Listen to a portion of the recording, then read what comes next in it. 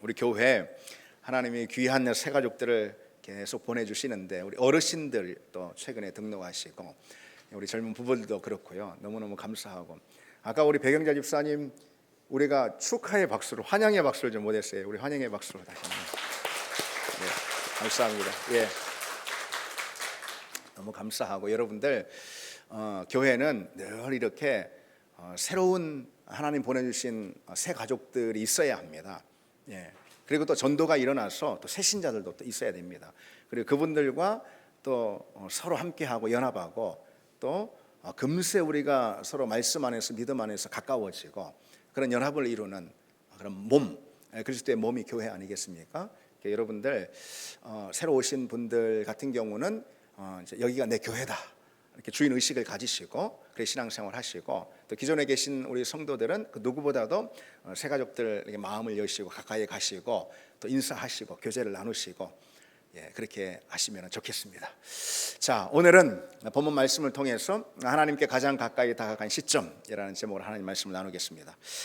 다윗이 우리 지난주 여러분 말씀 떠올려 보십시오. 밧세바와 동침하고 그 사실을 은폐하기 위해서 자신의 장수인 우리아를 죽이지 않습니까? 그 사건으로 인해서 하나님께서 매우 실망하십니다. 그리고 나단을 보냈어요. 선지자 다윗을 책망하시는 그런 내용이죠. 그래서 지난주 본문 마지막, 그러니까 11장 마지막에 이렇게 기록되어 있죠. 다윗이 행한 그 일이 여호와 보시기에 악하였더라. 그로 인해서 나단을 보내셔서 다윗을 책망하시는 그 장면이 오늘 본문입니다. 나단은 다윗을 책망하기 전에요 한 가지 이야기를 들려줍니다. 여러분 잘 아시는 대목이죠. 어떤 이야기죠? 어떤 그 성읍에 두 사람이 있는데 한 사람은 부자고 한 사람은 가난한 사람이다. 근데 이 부자는 양과 소가 굉장히 많은 아주 부한 그런 사람이고요. 그리고 가난한 사람은 양 하나밖에 없어요. 암양, 새끼 암양 하나밖에 없는, 그래서 너무너무 그 양을 애지중지 키우는 가난한 사람이 있었다는 거죠. 그래서 이 가난한 사람은 새끼 양 하나밖에 없기 때문에 자기가 먹는 식탁에서 같이 먹고 자기가 눕는 그 침상에 그 새끼 양을 끌어안고 마치 자기 딸처럼 자식처럼 그렇게 키웠다, 그런 이야기를 합니다. 그런데 어느 날 그 동네 부자에게 손님이 왔다는 거죠. 그런데 그 부자는 자기의 그 많은 양떼 그 중에서 하나 잡아가지고선 그 손을 대접하는 것이 아니고 하나밖에 없는 그 가난한 사람의 암양 새끼 한 마리 그걸 뺏어다가 그래서 자기에게 온 그 손님을 대접했다, 이런 이야기입니다. 그 나단의 이야기가 끝나게 무섭게 다윗이 노발대발 격분을 합니다. 세상이 이런 천인공노할 자가 이스라엘 땅에 있냐고, 그 사람이 죽으리라. 이렇게 선고합니다. 그놈은 죽어 마땅하다. 여러분 이때 당시에는 입법이든 행정이든 사법이든 다 왕 한 사람에게 집중되어 있었잖아요. 왕이 선고를 내리면 그냥 끝입니다. 그놈은 죽어 마땅하다. 이것은 다윗이 왕이기 때문에 왕의 입술에서 나온 것이기 때문에 선고하는 거나 마찬가지라 이 말이죠.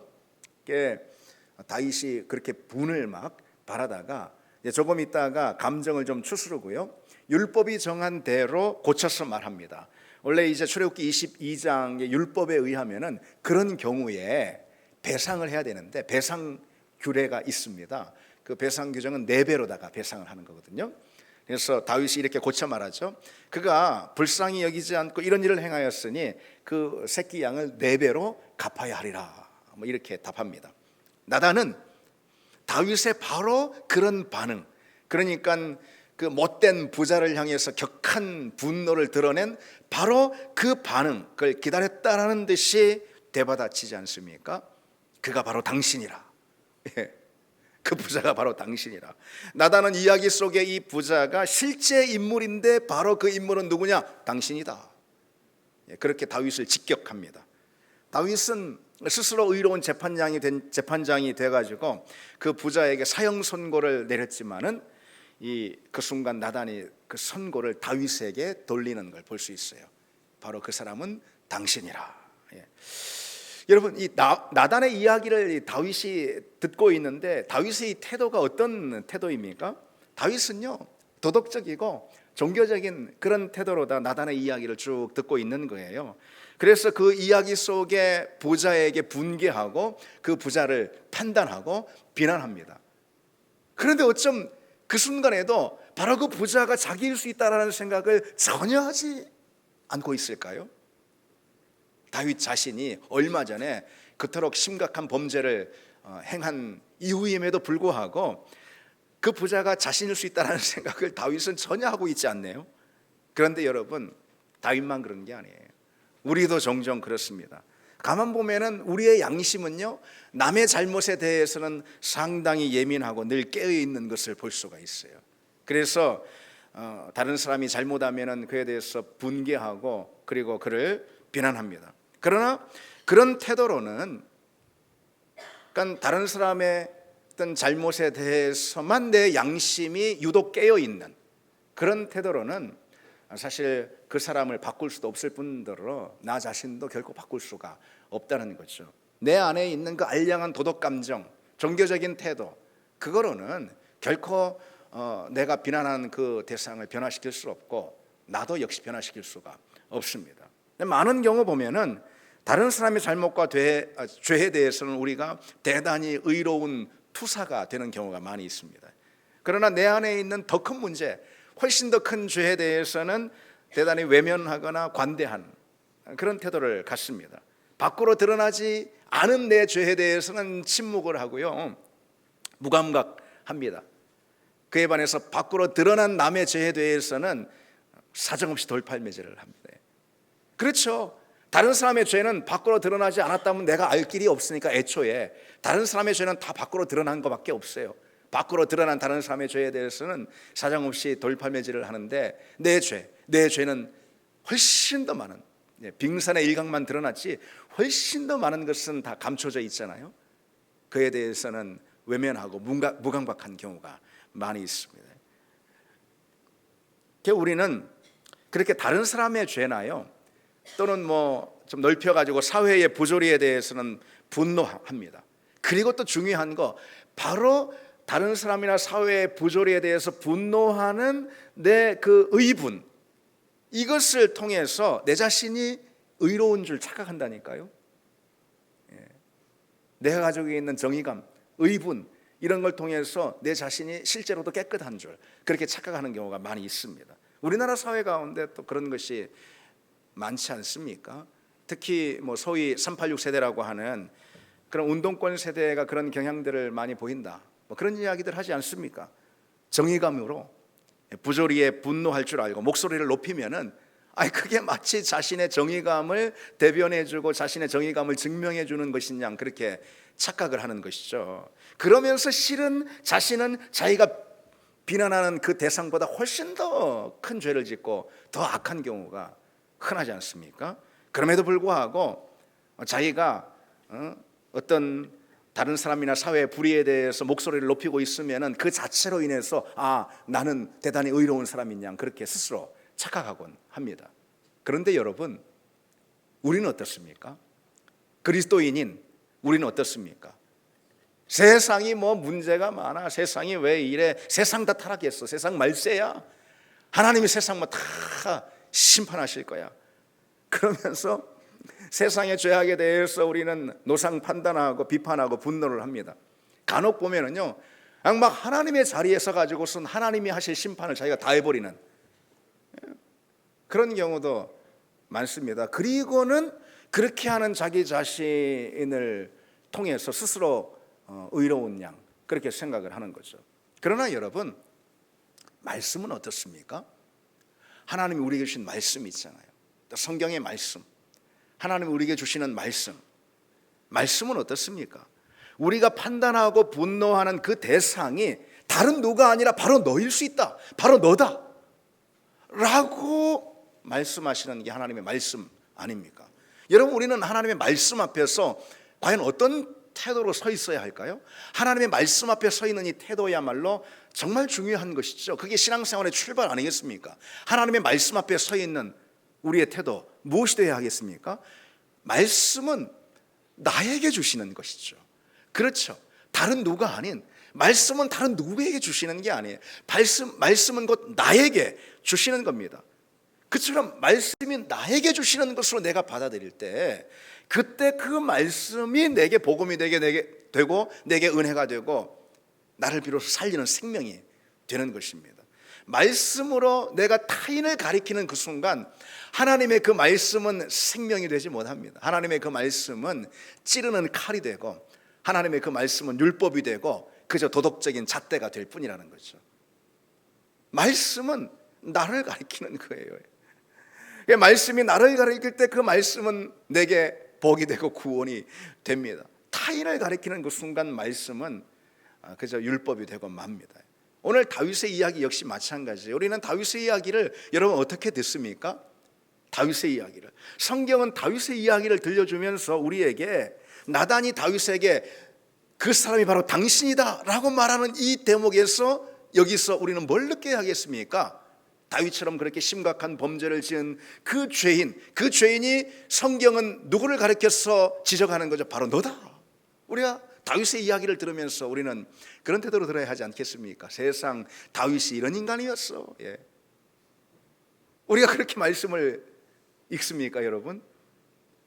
지난주에 그 밧세바 사건에 대해서 우리가, 그리고 우리아를 죽이는 이 다윗의 범죄에 대해서 말씀을 나눴는데, 저희 그 아들이 이 예배 같이 예배를 드리면서 이 다윗에 대한 이야기를 듣고 세상 다윗이 그런 놈이었어. 그러면서 다윗 다시 봤다고 말이지. 앞뒤 다 자르고선. 근데 우리는 이 다윗에 대한 이야기를 역시 어떻게 들어야 하겠습니까? 다윗이 범죄한 이 사건을 나단이 지적하는 장면에서 바로 그 사람이 나입니다. 성경은 그래서 다윗이 행한 회개, 나중에 다윗이 회개를 하죠. 그 회개에 대해서 우리에게 들려주면서 내가 바로 그래 회개를 해야 한다라고 우리에게 말씀해 주시는 것이고, 다윗이 나중에 회개를 통해서 하나님의 긍휼과 은혜를 덧입지 않습니까? 그 대목에서 역시 내가 바로 하나님의 그 은혜를 받았다, 하나님의 그 긍휼은 내게 임한 것이다 라는 고백이 우리에게 있어야 하지 않겠습니까? 다윗의 이야기는 우리에게 그것을 들려주는 것이죠. 여러분, 십자가도 마찬가지죠. 십자가 사건은 어떤 것입니까, 여러분? 한마디로 말해서 십자가 사건이라는 건 너는 죄인이다, 네가 바로 이 십자가에 달렸어야 했는데 너 대신 하나님의 아들 그리스도께서 이 십자가에 달리셨어. 여러분, 그게 바로 십자가가 우리에게 보여주는 진실이고, 그리고 십자가가 우리에게 말해주는 메시지 아닙니까? 따라서 우리는 십자가를 볼 때마다 십자가는 내가 수치를 당해야 할 바로 그 자리이고, 십자가는 내가 정죄를 받아야 할 바로 그 자리이고, 십자가는 내가 달려 죽어야 할 바로 그 자리다 라는 이 고백이 우리는 십자가를 볼 때 당연히 터져 나와야 하지 않습니까? 믿음은 그리고 바로 거기서 시작이 되는 것이죠. 우리가 십자가를 바라보고 십자가를 대면할 때, 그렇습니다, 주님이 아닌 실은 내가 거기 달려 내가 죽었어야 합니다 라는 이 고백, 그 고백에서부터 바로 믿음이 시작이 되고 우리의 구원은 출발이 되는 겁니다. 특별히 이 복음이라는 것, 이 복음은 다른 어떤 복음이 아니고 십자가 복음이다라는 이 사실을 우리가 잊지 말아야 합니다. 여러분, 복음은 어떤 복음입니까? 십자가 복음이에요. 십자가 복음. 복음이 십자가 복음이기 때문에 복음은 결코 여러분 우리 자아를 복돋아주지 않습니다. 복음은 십자가 복음이기 때문에 복음이 너 꽤 괜찮은 사람이야 라고 우리를 위로하듯 하며 우리에게 늘 격려만 해주는 것은 아니라는 것이죠. 만약 복음이 그런 식으로 우리에게 들린다면 우리는 진정한 복음을 듣고 있지 않는 거예요. 십자가 복음이 아닌 거예요. 십자가 복음이 아닌 것은 거짓 복음입니다. 그건 가짜인 것입니다. 그래서 복음은 십자가 복음이기 때문에 항상 무엇보다도 먼저 우리의 죄를 우리로 하여금 직시하게 만듭니다. 그게 복음이에요, 여러분. 십자가를 보십시오, 여러분. 십자가를 보시면 무엇이 보이십니까? 십자가를 보시면 무엇이 보이십니까? 죽을 수밖에 없는 나의 영원한 운명이 보입니다. 하나님의 아들 예수 그리스도께서 나의 죄 때문에 죽으신 그 현장, 그 자리가 십자가 아닙니까? 내 죄 때문에 그리스도께서 죽으신 현장이 십자가입니다. 그러니 내가 그 십자가를 볼 때 죽을 수밖에 없었던 나의 영원한 운명과 나는 대면하게 되는 것이죠. 나의 죄와 대면하게 됩니다. 그래서 우리는 십자가 앞에서 나는 죄인입니다. 예. 나는 결코 하나님의 진노를 피할 수 없습니다. 이 고백이 터져 나오는 것이 먼저라는 것이죠. 그것이 순서라는 것이죠. 우리는 복음을 들으면서 먼저 내 옛 본성, 죄된 본성으로 인해서 깊은 찔림이 우리에게 있어야 하고 나의 죄를 직시해야 합니다. 그리고 우리는 복음을 들을 때 그 무엇보다 먼저 나는 죄인입니다. 예, 그렇습니다. 나는 하나님의 진노를 결코 피할 수 없는 존재입니다. 나는 은혜 아니고선 한순간도 존재할 수 없습니다. 이 고백이 먼저 터져 나오는 것이 순서이죠. 왜? 복음은 다른 게 아니고 십자가 복음이라 그렇습니다. 그 십자가 복음 앞에서 나의 죄를 직시하고 내가 죄인입니다 라는 이 고백이 나올 때 바로 구원은 그 자리에서 시작이 됩니다. 믿음은 내 죄를 내가 자각하고 십자가 앞에 내 자신을 철저히 의존시키는 그 순간 이 믿음이 출발을 합니다. 여러분 이 사실을 잊지 않기를 바랍니다. 다시 본문을 보시면은 나단이 다윗에게 당신이 그 사람이라 이렇게 지적하죠. 이 말이 그동안 스스로 자신을 속이고 있었던 이 다윗의 믿음의 양심을 흔들어 깨웁니다. 다윗이 이 말을 듣고 어떻게 합니까? 잠시도 주저하지 않고 망설임 없이 즉각적으로 인정하는 걸 볼 수 있어요. 예. 그래서 다윗이 사울과는 다릅니다. 즉각적으로 인정합니다. 만약 다른 왕 같았으면은 예를 들어 사울이나 그러면 나단은 그 자리에서 즉결 처형됐을 수도 있습니다. 그러나 다윗은 변명하지도 자신의 죄를 부정하지도 않죠. 거기서 인정합니다. 그대로 인정합니다. 그처럼 이 말씀 앞에 굴복하는 태도잖아요. 그것이 하나님이 내게 말씀을 주셨다. 선지자가 당신을 향한 말씀을 주셨다. 그러면서 그 부자의 비유를 대고 그 부자가 바로 당신이다 라고 다윗을 딱 직격했을 때 그대로 인정하지 않습니까? 어떤 태도가 다윗에게 있었기 때문이죠? 기본적으로 말씀 앞에 굴복하는 태도가 있기 때문입니다. 그러니까 다윗이 하나님의 말씀 앞에 굴복하는 이 태도, 그것이 있었기에 바로 그런 태도가 다윗에게 또 다른 기회를 주었던 거예요. 그토록 큰 죄를 졌지만은 다윗이 또다시 기회를 얻을 수 있었던 것, 그것은 말씀 앞에 굴복하는 그의 태도였기 때문입니다. 여기서 여러분 우리는 중요한 사실을 알아야 합니다. 나단이 하나님의 말씀을 가져왔잖아요. 하나님의 말씀을 전했습니다. 거기서부터 뭐가 시작이 되죠? 다윗의 회개가 시작됩니다. 뭐 당연한 것이죠. 다윗의 회개가 거기서 시작이 됩니다. 무엇을 우리가 알아야 합니까? 말씀이 우리 믿음의 양심을 깨운다 이거예요. 말씀이 무뎌진 우리 영적인 수치심을 일깨운다는 것입니다. 말씀이 아니고서는 그럴 수가 없어요. 그래서 말씀이 아니고서는 그 누구도 회개할 수가 없습니다. 말씀이 아니고서는 회개가 일어나지 않는다는 거예요. 말씀이 없으면은 찔림도 없습니다. 말씀이 내 양심을 비출 때 비로소 죄를 깨닫고 우리는 회개에 이를 수가 있습니다. 우리의 죄는 많은 경우 내 자신이 일부러도 그렇지만은 아니면은 무의식 가운데 은밀히 감추어진 그 죄거든요. 감추어진 그 죄, 내면 깊은 곳에 숨겨진 죄라 하더라도 죄가 아닌 건 아니죠. 그 죄가 내 영혼을 죽일 수가 있습니다. 그 죄를 무엇이 밝히 드러내고 폭로합니까? 말씀인 거예요. 말씀. 내 양심으로도 알 수 없었던, 깨달을 수 없었던 그 죄, 말씀 앞에 비추면은 그 죄가 낱낱이 드러나는 거죠. 그래서 말씀이 우리를 회개 자리에 이르게 합니다. 그러니 여러분 무엇이 일단 중요할까요? 말씀이 들려야 합니다. 아멘. 말씀에 대한 귀가 열려야 하는 거예요. 그게 제일 중요합니다. 말씀이 빛을 비추면은 그때부터 비로소 양심이 깨어나고 그리고 회개의 무릎을 꿇게 되는 거죠.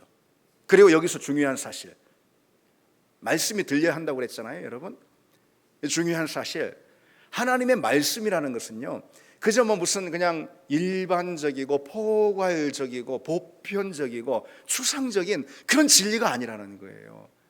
하나님의 말씀은 우리 모두에게 다 이야기하는 그런 말씀으로 내게 들려서는 안 된다는 거죠. 하나님의 말씀은 바로 나에게 주시는 말씀이에요. 다른 누가 아닌 하나님의 말씀은 내게 주시는 말씀이에요. 하나님은 누구와 말씀하십니까? 바로 나와 말씀하시는 거예요.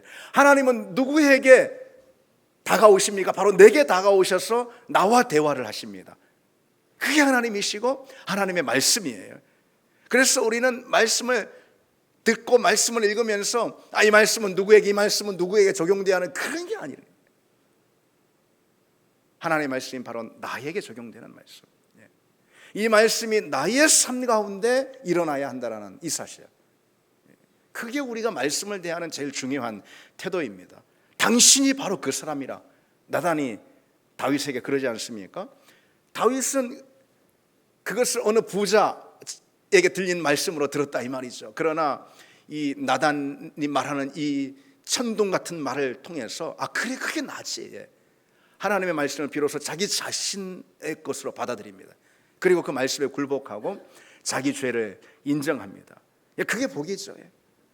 여기에 살 길이 있는 거예요. 그래서 다윗은 기회를 새로 얻고 살 수가 있었던 것입니다. 죄를 인정하고 그리고 죄에 대해서 마땅히 책망을 받을 줄 아는 그 사람, 이게 중요합니다. 그게 바로 복된 믿음입니다. 많은 믿음들이 있습니다. 그 가운데 잘못된 경우도 있어요. 자기 죄를 인정하지 않고 도무지 그리고 책망받을 줄 모르는 그런 사람이 있습니다. 저를 비롯해서 우리가 한번 돌아보기를 원합니다. 여러분, 하나님 앞에 정직한 사람은요, 죄를 인정하고 책망을 달게 받을 줄 아는 사람입니다. 그 사람이 하나님 볼 때 정직한 사람이고 또 그 믿음의 자리에서 볼 때는 지혜로운 그런 믿음입니다. 이 시대를 보세요. 이 시대를 한마디로 정의하면은 책망받기를 거부하는 그런 시대입니다. 책망을 거부하는 시대예요. 자녀들은 부모의 책망을 싫어합니다. 젊은이는 어른의 책망을 무시합니다. 성도들은 말씀의 책망을 불편해합니다. 스스로 의롭게 여기기 때문인데 실은 그것처럼 큰 위선은 없는 것이고 그리고 정직하지 못한 태도는 없는 것이죠. 어찌 우리가 스스로 의롭다 할 수가 있겠습니까? 의롭다 여기니까 책망을 거부하고 책망을 싫어하고 불편해하고 언짢아하는 거 아니겠어요? 다윗이 여러분 왜 하나님의 마음에 합하는 사람으로 평가를 받습니까? 다윗 하면은 그 앞에 제일 먼저 들어가는 수식어가 하나님의 마음에 합한 이거일 텐데요. 그렇습니다. 다윗은 하나님의 마음에 합한 사람이었어요. 근데 왜 그런 평가를 받은 줄 아십니까? 다윗이 완벽해서 그런 건 아니에요. 다윗이 뭐 신앙적으로 도덕적으로 완벽해서 그런 거 아니잖아요. 다만 다윗이 하나님 앞에서 정직했기 때문에 그렇습니다. 다윗은 하나님 앞에서 정직했어요. 다윗은 자신의 약함을 인정하고 허물과 죄를 자백하고 하나님의 은혜가 없이는 나는 한순간도 살 수 없음을 고백하며 그렇기 때문에 자기에게 주어지는 책망을 달게 받을 줄 아는 그런 사람이었습니다. 하나님은 바로 다윗의 그런 태도를 정직한 태도로 인정해 주시고 다윗이 하나님 앞에 정직하기 때문에 하나님은 다윗을 당신의 마음에 합한 사람으로 여기십니다. 여러분, 우리가 죄를 짓고 죄 앞에서 정직한 것 있잖아요. 그러니까 죄를 정직하게 인정하는 것, 이것이 왜 우리에게 은혜가 되고 왜 우리 믿음에 중요한 일일까요? 우리 죄를 인정하고 그리고 고백하는 것, 이것이 왜 우리에게 중요한 그런 은혜의 자리가 되겠습니까? 이 질문이 필요하지 않습니까? 왜 그렇겠습니까? 예수 그리스도께서 내 모든 죄를 청산해 주셨습니다. 그렇죠, 여러분? 그리고 나를 하나님의 의로 덧입혀 주셨습니다. 나는 죄인이에요. 그런데 그리스도께서 십자가를 통해 내 모든 죄를 청산하셨어요. 그런데 여러분, 만약 내가 내 죄를 인정하지 않는다면은, 죄를 인정하지 않는다면은 그리스도께서 나를 위해 행하신 그 십자가의 은혜가 나와 아무 상관이 없는 것이 되잖아요. 주님께서 왜 십자가를 지셨습니까? 나의 죄 때문에. 그런데 내가 내 죄를 인정하지 않아요, 하나님 앞에.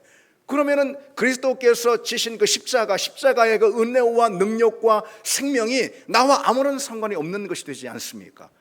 그렇다는 거죠. 예수님이 내 죄를 대신 지시고 나를 죄에서 건져주셨습니다. 그런데 그 구원은 내가 죄인임을 인정할 때, 나의 죄를 고백할 때, 그때 그 십자가의 은혜와 능력은 시작이 된다는 거죠. 죄를 인정하지 않으면 십자가의 능력이 더 이상 내 삶의 자리에서 일하지 못합니다. 다윗에게 여러분, 하나님의 은혜가 지속됐던, 하나님이 원래 다윗에게 언약을 맺으시잖아요. 그런데 그 언약이 끊어지지 않고 다윗이 이토록 크고 참담한 범죄를 지었는데도 불구하고 다윗에게 계속 이어졌었던 그 이유, 하나님의 은혜가 다윗의 앞으로의 삶 가운데 계속되게 한 다윗의 한마디가 있습니다. 다윗의 그 한마디가 뭘까요? 오늘 보면 13절이에요. 내가 여호와께 죄를 범하였노라. 내가 죄인입니다. 자신의 죄를 인정한 거죠. 그 인정하는 한마디가 다윗의 삶의 구원의 빛을 비췄습니다. 예, 내가 죄인입니다. 그 고백, 이 고백이 다윗을 살리고 그리고 물론 우리도 살린다는 거죠. 여러분, 참으로 하나님의 구원이라는 것은 죄인에게 임하는 은혜이기 때문에 그렇습니다. 하나님의 구원은 의인에게 임하지 않습니다. 그리고 성경에 의하면 의인은 없나니 하나도 없다고 말씀하셨어요. 우리 주님은 내가 의인을 부르러 온 것이 아니라 죄인을 부르러 오셨다고 그랬죠. 누가 주님을 만납니까? 죄인이 주님을 만납니다. 누가 하나님의 은혜를 덧입습니까? 죄인이 하나님의 은혜를 덧입습니다. 따라서 누구에게 가장 희망이 있을까요, 여러분? 누구에게 가장 희망이 있을까요? 그렇습니다. 내가 죄인입니다. 내가 죄인입니다. 주님, 나는 부족합니다. 주님, 나는 허물이 많습니다. 주님, 나를 불쌍히 여겨 주시옵소서. 주님의 긍휼 아니고는 나는 살 수가 없습니다. 이렇게 주님 앞에 스스로를 인정하는, 자기 본질을 깨닫고 인정하는 그 사람에게 소망이 있는 것이죠. 여러분, 착한 사람에게 소망이 있습니까? 의로운 사람에게 소망이 있습니까? 그렇지 않습니다. 인격이 좋은 사람에게 소망이 있습니까? 아닙니다. 하나님 앞에 의인은 하나도 없습니다. 모두가 죄인입니다. 단 두 종류가 있을 뿐이에요. 그 죄인이 죄를 인정하지 않는 사람, 자기가 죄인임을 인정하지 않는 그 사람. 그래서 성경이 우리에게 지적하고 있는, 십자가가 우리에게 지적하고 있는 그 죄에 대해서 알레르기 반응을 일으키고 내가 무슨 얼마나 큰 죄를 졌으면, 그런 사람이 있고요. 곧 불신자인 거예요. 반면에 주님, 내가 죄인입니다. 그렇습니다. 내가 큰 죄가 있고 내게 허물이 많습니다. 나는 주님의 긍휼 아니고는 한순간도 살 수 없습니다. 세상에는 그 두 종류의 죄인만 있을 뿐입니다. 시편에 참회 시로 불리는 시가 7편 있습니다. 이 시편이 이제 여러 주제별로 분류할 수가 있는데 그 중에 참회 시로 분류할 수 있는 시가 있어요. 150편 중에 7편이 바로 이 참회 시입니다. 근데 여러분, 이 교회사 가운데 가장 위대한 신앙인이자 신학자로 꼽히는 어거스틴 있잖아요. 어거스틴이라고. 이 어거스틴이 말년에 이제 자기 병상에서 그 말년을 보냈어요. 병상에서 말년을 보내는데 자기 병상 그 맞은편 벽에다가 이 참회시 7편을 다 기록하도록 그렇게 했습니다. 이건 뭘 말하는 걸까요? 말년의 병상에서 자기 삶을 마감하면서 자기 병상 맞은편 벽에다가 참회시 7편을 다 적게 했어요. 그 참회시가 말하자면 임종의 언어 아니겠어요? 다시 말해서 유언 아니겠어요? 자기가 죽어가는 그 순간, 하나님 앞에 가는 그 순간이죠. 무엇이 자기 입술에서 고백될 가장 중요한 언어일까요? 고백일까요? 그렇습니다. 주님, 나는 죄인입니다. 주님, 나를 불쌍히 여겨주시옵소서. 주님의 긍휼이 아니면은 나는 살 수 없습니다. 이거 아니겠어요? 어거스틴은 우리가 아는 대로 성이 있는 성자라고 불리지 않습니까? 그럼에도 불구하고 그 입술에 그가 담을 수 있는 가장 중요한 말은 바로 참회, 그것이었습니다. 주님의 구원의 은총, 구원의 은총은 그처럼 자신이 죄인임을 아는 그 사람에게 임하는 은혜임을 우리가 기억해야 합니다. 다시 본문을 보시면은 계속해서 말씀드리지만 나단이 이 다윗에게 말하죠. 당신이 바로 그 사람이라. 이 나단의 직격을 듣고 다윗은 자신의 죄를 인정하고 그 다음에 회개를 하는데요. 정말 그 옆에서 볼 수 없을 정도로 정말 처절하고 고통스럽게 참회를 하고 회개를 하는 걸 볼 수 있어요. 그래서 다윗이 이 바세바 사건으로 인해서 정말 깊은 고통 가운데 처절하게 회개를 하는데, 그래서 심지어 자신이 눈물로 침상을 띄운다고 그랬어요. 눈물로 이불을 적시는 게 아니고 눈물로 침상을 띄운대요. 그렇게 처절한 회개를 하는데요. 그 다윗의 참회 시가 유명한 시편 51편입니다. 오늘 본문의 시편 51편과 같이 봐야 하겠죠. 잠깐 그 시를 보시면은요, 좀 시의 많은 부분은 생략을 하고요. 이렇게 말합니다. 다윗이 주께서 꺾으신 뼈들도, 주께서 꺾으신 뼈, 자기 뼈를 꺾으셨대. 주께서 꺾으신 뼈들도 즐거워하게 하소서. 주의 얼굴을 내 죄에서 돌이키시고 내 모든 죄악을 지워주소서. 이 다윗이 죄책감에 눌려서 마치 뼈가 꺾이는 듯한 그런 고통을 겪었다는 거죠. 주님이 떠나버리시는 것 같아서 주의 얼굴을 내게 돌이키소서 이렇게 말하잖아요. 다시 말해 주님이 떠나버리시는 것 같아가지고선 견딜 수 없는 그런 고통을 토로합니다. 그리고 또 이렇게 계속 고백합니다. 나를 주 앞에서 쫓아내지 마시고 주의 성령을 내게서 거두지 마소서. 주의 구원의 즐거움을 내게 회복시켜 주시고 자원하는 심령을 주사 나로 붙드소서. 이렇게요. 그러니까 죄책으로 인해서 마치 아담이 에덴에서 쫓겨난 것 같은 그런 것처럼 하나님 앞에서 나도 쫓겨났다 이렇게 고백합니다. 하나님의 영을 내게 거두신 것 같아가지고 그로 인해 내 모든 구원의 기쁨이 상실이 되었다며 마치 이런 거죠. 마치 지옥을 경험하는 그런 심정이라고 할까요? 그런 심정이 되었다고 토로를 합니다. 그리고 이제 마지막에 이렇게 고백합니다. 여러분 잘 아시는 고백이에요. 하나님께서 구하시는 제사는 상한 심령이라. 하나님께서 구하시는 심령은 제사는 상한 심령이라. 하나님이여 상하고 통회하는 마음을 주께서 멸시하지 아니하시리라. 여기서 이 상한 심령이라 할 때 상하다라는 것은 깨어진 브로큰 하트, 깨어진 심령이라는 거예요. 그리고 통회하는 마음이라고 했는데 이 통회하는 뭉개진, 이걸 크로시라고 영어로 그러잖아요. 뭉개버리는 그런 뜻입니다. 그러니까 이런 거죠. 다윗이 죄책감으로 인해서 그 마음이 완전히 깨지고 그리고 눌려서 뭉개졌다, 이런 뜻입니다. 죄의식, 죄책감이 다윗을 짓누르는 그 억압과 고통이 어떠했는지 여기서 우리는 짐작해 볼 수가 있죠. 여러분, 그 다윗이 이렇게 밧세바 사건으로 인해서 깊이 참여하고 그리고 고통 가운데 회개를 하는데요. 여러분 조금 앞서 갔어요. 다윗의 그 청년 시절을 한번 돌아보시고 그때 다윗이 했던 이 유명한 외침, 그것이 성경의 구절로 남아 있는데 여러분 잘 아시는데 이 대목에 대해서 여러분 한번 떠올려 보십시오. 너는 칼과 창과 단창으로 내게 나오거니와 나는 만군의 여호와의 이름 곧 내가 모욕하는 이스라엘 군대의 하나님의 이름으로 내게 나가노라. 다윗이 이 골리앗과 맞서서 골리앗을 치기 전에 외쳤던 그 위대한 신앙 고백, 성경에 이보다 위대한 고백이 있을까요? 그겁니다. 그러나 지금 어때요? 밧세바 사건 이후에 다윗은 완전히 절망 가운데 상한 심령이 돼가지고 하나님께서 구하시는 제사는 상한 심령이라 하나님이여 상하고 통회하는 마음을 멸시하지 마옵소서. 지금 그러지 않습니까?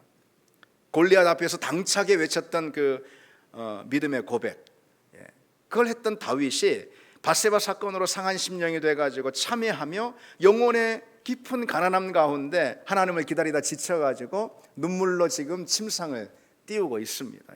그리고 오직 하나님의 은혜만이 나를 살릴 수 있는 유일한 길이라며 그 하나님의 은혜가 이 깊은 웅덩이와 수렁에서 나를 건져달라며 그렇게 탄원하고 있습니다. 여러분, 이 두 사건이 성경에 아주 극명하게 대비되어 있는데요. 그러면 하나 여러분에게 묻겠습니다. 과연 하나님은요, 어떤 다윗의 모습을 더 사랑하셨을까? 어떤 다윗의 심령을 하나님은 더 원하셨을까? 어떻겠습니까, 여러분? 자기 믿음을 천하에 드러내며 의기양양했던 그 모습을 하나님이 더 사랑하셨을까? 아니면 자기 죄를 깊이 자각하고 하나님의 긍휼을 구하는 그 상한 심령, 그 깨어진 마음, 그것을 하나님은 더 원하셨을까? 어떻겠습니까, 여러분? 물론 이런 질문은 적절한 질문이 아닐 수도 있다, 이렇게 생각할 수도 있습니다. 골리앗을 쓰러뜨릴 때 다윗은 당당하고 순전한 그런 믿음을 가지고 있었습니다. 그러나 지금 밧세바 사건 이후에 다윗에게 그런 당당함은 있지 않습니다. 그런 당당함은 보이지 않습니다. 그러나 이렇게 말할 수 있습니다. 다윗은 분명 훨씬 더 깊은, 지금 하나님이 구하시는 제사는 상한 심령이라. 하나님이여, 상한 그 심령, 통회하는 이 마음을 하나님이여 멸시하지 마옵소서. 이렇게 나아가는 다윗, 이 다윗은 분명 훨씬 더 깊은 믿음의 차원 가운데 있다 라고 말할 수가 있습니다. 다윗은 지금 자신의 허물과 죄, 연약한 본질을 인정하고 오로지 하나님의 은혜, 그 하나님의 은혜에만 자신의 삶을, 자신의 영혼을 의존하고 있지 않습니까? 자신을 세우는, 자기 인생을, 자기 존재를 세우는 유일한 근거는, 유일한 토대는 오로지 하나님의 은혜밖에 없습니다. 당신밖에 없습니다 라고 말하는 이 고백, 이 고백의 자리에서 실은 다윗은 훨씬 더 깊은 믿음의 세계를 경험하고 있다는 것이죠. 여러분 어떻습니까? 다윗이 그래서요 이렇게 말할 수 있어요. 그 생애 가운데 하나님 앞에 가장 가까이 다가간 시점은 그 어떤 시점보다도 자기 죄를 고백하고 오로지 하나님의 긍휼에 자신을 맡기며, 주님, 내가 깨어진 마음입니다. 예. 그러면서 하나님의 은혜 하나에만 자기 인생을 의탁하고 있는 바로 그 순간, 바로 그 시점, 이때야말로 실은 다윗이 하나님께 가장 가까이 나아간 때 아닌가, 이런 묵상을 해봅니다. 하나님의 은혜 외에는 기댈 곳이 없음을 깨닫고 그 은혜만을 유일하게 구하는, 그리고 애타게 구하는, 여러분 그 순간 실은 우리가 하나님의 은혜와 그 임재에 가장 가까이 나아가고 있다는 이 사실을 잊지 않았으면 좋겠습니다. 하나님은 깨어지고 상한 심령으로 그 은혜만을 구하는 그 사람, 그 사람을 사랑하시고 그 사람에게 은혜와 기회를 더 주시는 분이고, 그리고 결국에는 그 사람을 높여주시는 우리 하나님은 그런 분이라는 이 사실을 여러분 잊지 마시기 바랍니다. 우리는 은근히 자기 의를 주장할 때가 있습니다. 근데 대놓고 하는 사람도 있어요. 어이가 없죠. 예. 은근히 자기 의를 주장하는 사람이 있어요. 그래 뭐 그래도 나 이 정도는, 예. 이 정도는 그렇게 해요.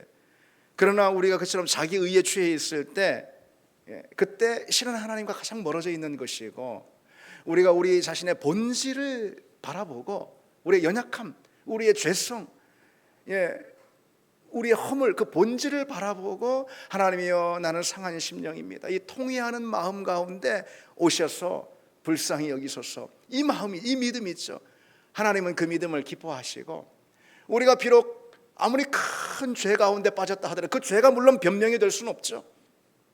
그러나 우리가 아무리 부족하고 큰 죄에 빠졌다 하더라도, 우리가 아무리 실족했다 하더라도, 우리가 아무리 심령이 상했다 하더라도, 그래도 우리가 그 상한 심령으로 주님 앞에 솔직하고 정직하게 나아가 하나님의 은혜 단 하나에 의지할 때, 하나님은 바로 그 믿음을 기뻐하시고 바로 그 사람을 하나님은 결국은 높여주시는 줄 믿습니다.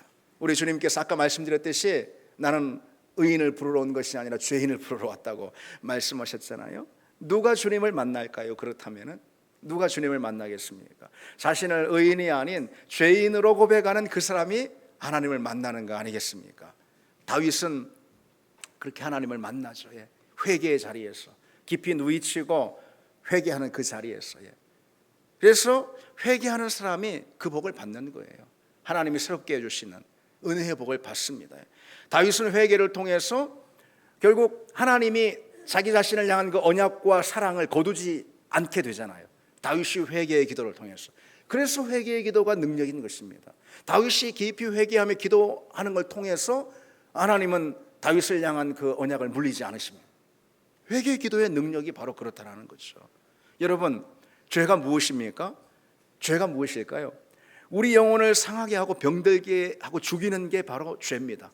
그런 독이에요. 독 말하자면은. 그래서 그 독이 계속 내 심령에 쌓이면 나는 죽고 마는 거죠.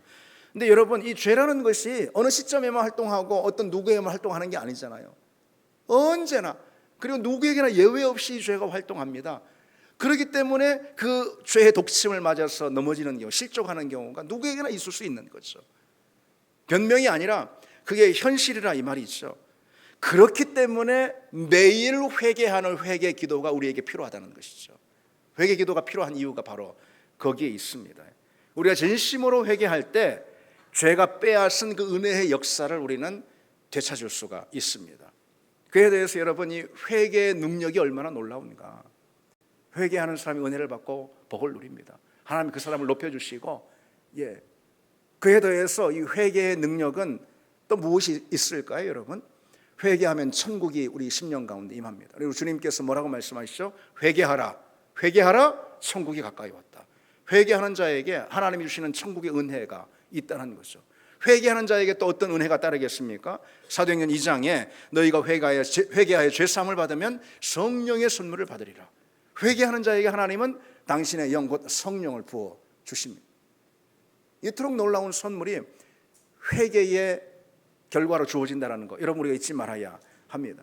근데 문제는 우리가 회개하라고 그러면은, 회개의 능력이 있다고 말하면은, 그러면은 뭘 회개할지 잘 모릅니다.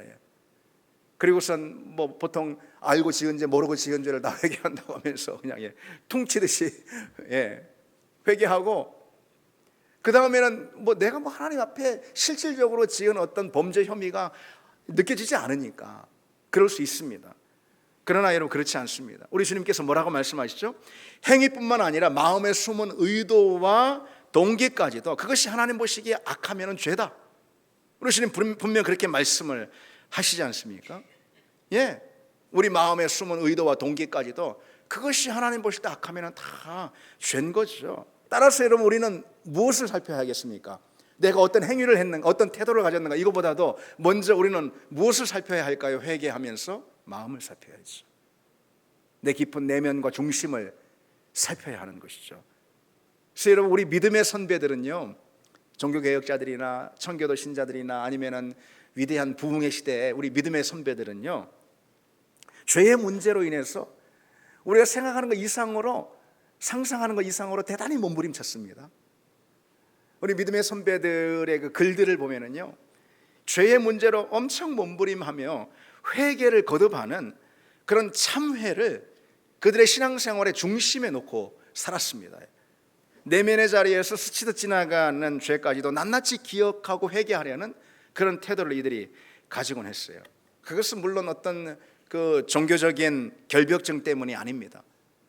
내 죄가 내 안에 있고서야 어떻게 내가 하나님의 임재를 초청할 수가 있을까요? 어떻게 하나님의 임재를 구할 수 있을까요? 내 죄가 내 안에 가득한데 그럴 수 없잖아요. 그래서 이들은 늘 자기 중심을 살피고 내면을 살피면서 자신의 죄를 늘 고백하는 이 회개를 그들의 삶의 중심에 두었다는 거죠. 신앙생활에 여러분 어떤 것을 중심에 두고 사십니까? 하나님이 부어주시는 기쁨, 평강, 은혜, 위로, 어떤 것을요? 여러분 신앙생활에 무엇을 중심에 두고 사십니까? 회개. 우리 믿음의 선배들은 회개를 중심에 두었습니다. 회개할 때 비로소 하나님의 임재의 기쁨을 누릴 수 있고, 회개할 때 비로소 하나님의 임재가 주시는 평안, 하나님의 임재가 주는 위로를 누릴 수 있기 때문에 그랬던 것이죠. 우리 역시 여러분, 우리에게는 비록 낯설게 들릴지 모르지만은 주님 앞에 우리 죄를 참회하고 회개하는 이 회개가 우리 신앙생활의 중심이 되기를 바랍니다. 중심이 되길 바랍니다. 그때 비로소 이 회개의 기도가 하나님의 임재를 불러오고 그 임재가 우리에게 주는 그 모든 임재의 유익들, 평강과 기쁨과 그 모든 기쁨, 모든 것들을 우리에게 가져오는 줄 믿습니다. 우리 내면을 깊이 살피셔서 내 안에 있는 모든 죄들을 낱낱이 고백할 수 있는 그런 여러분, 그리고 물론 이 회개라는 것은 단순히 뉘우침이 아니라 돌이킴이라는 이 사실을 함께 기억하길 바랍니다. 이제 말씀 맺겠습니다. 우리가 하나님께 가장 가까이 다가가는 시점이 언제일까? 오늘 말씀을 나눴습니다. 그것은 깨지고 상한 심령을 가지고 깊이 회개하며 하나님의 은혜 하나만을 의존하는 바로 그때임을 기억하길 원합니다. 우리 같이 찬양 드리겠습니다.